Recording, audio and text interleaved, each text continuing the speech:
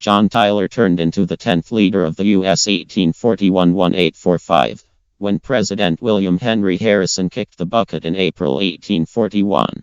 He was the main VP to prevail to the administration after the passing of his ancestor, named his Accidency by his doubters. John Tyler was the principal VP to be raised to the workplace of president by the demise of his ancestor. Brought into the world in Virginia in 1790, he was raised accepting that the Constitution should be totally understood. He never faltered from this conviction. He went to the school of William and Mary and concentrated on regulation, serving in the place of delegates from 1816 to 1821. Tyler casted a ballot against most patriot regulation and went against the Missouri split the difference. In the wake of going out, he filled in as legislative leader of Virginia. As a congressperson, he hesitantly upheld Jackson for president as a selection of wrongs. Tyler before long joined the state's Freedom Southerners in Congress, who grouped with Henry Mudd, Daniel Webster, and their recently shaped Whig Party, restricting President Jackson. The Whigs assigned Tyler for VP in 1840, expecting support from Southern states, minus writers who couldn't stomach Jacksonian majority rule government. The trademark Tippecanoe and Tyler as well inferred banner-waving patriotism in addition to a smidgen of Southern sectionalism. Dirt, planning to keep party initiative in his own hands, limited his patriocies briefly. Webster declared himself a Jeffersonian liberal. However, after the political decision, the two men attempted to rule old Tippecanoe. Out of nowhere, President Harrison was dead, and Tyler as well was in the White House. At first, the Whigs were not excessively upset, in spite of the fact that Tyler demanded expecting the full powers of a properly chosen president. He even conveyed a debut address, yet it appeared to be loaded with great Whig principle. Whigs, hopeful that Tyler would acknowledge their program, before long were frustrated. Tyler was prepared to think twice about the financial inquiry, yet Earth wouldn't move.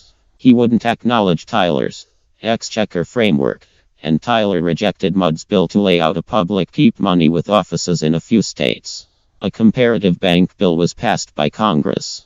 However, once more, on states' freedom's grounds, Tyler rejected it. In reprisal, the Whigs ousted Tyler from their party. All the bureau surrendered. However, Secretary of State Webster, a year some other time when Tyler rejected a duty charge, the principal reprimand goal against a president was presented in the place of delegates. A board headed by Delegate John Quincy Adams revealed that the president had abused the rejection power. However, the goal fizzled. Regardless of their disparities, President Tyler and the Whig Congress authorized a lot of positive regulation.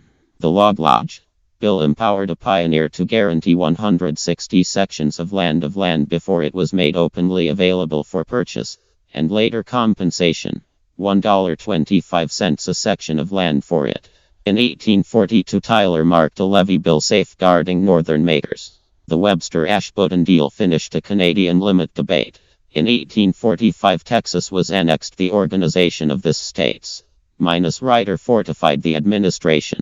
Yet, it likewise expanded sectional cleavage that drove toward nationwide conflict. Toward the finish of his term, Tyler had supplanted the first Whig bureau with Southern traditionalists.